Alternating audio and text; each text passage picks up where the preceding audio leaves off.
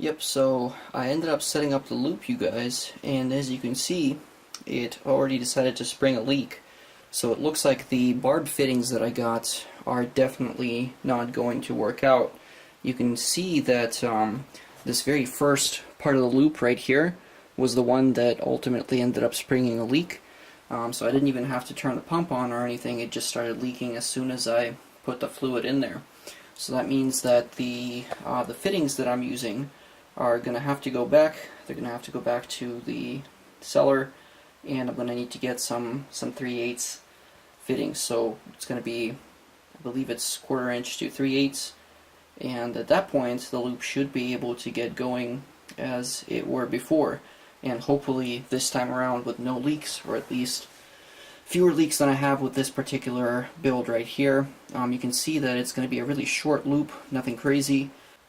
Alright folks, so I actually managed to scrounge together some basically random bits and pieces of connectors and all kinds of compression fittings so that I can actually test out my loop while I wait for the other barbs to come in.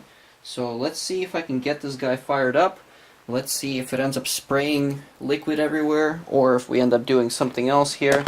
I'm genuinely kind of curious now how this whole thing is gonna end up working out, so let's just see.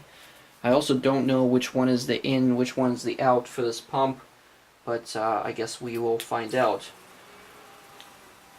Okay, so here goes the pump, and it's definitely struggling. Let's see if it's actually able to push any liquid. The problem is, I think that because there's no way for the air to be let out right now, it might sort of have a really difficult time. Although it does seem to be doing something right now. Alrighty, so it looks like it's actually doing okay now that the reservoir has been filled up pretty much all the way. Still has some kind of funky noises going on, but so far I haven't seen a leak. So it seems like it might actually be case-worthy at this point. So that's actually good news. I was kind of surprised to see this guy perform as well as it did, given that the fittings that I'm using are completely random and not really designed for what we have here. But with that, guys, I think that this leak test, for now at least, is complete. I'm gonna try and see if I can fit it. Now, ideally, of course, you're supposed to do a 12-hour leak test. I unfortunately don't really have the time for that, but I will put this into the case and see how well it performs, and see if I end up springing any leaks there. Now, the liquid that I'm using is not supposed to be conductive, so we'll see how well that pans out.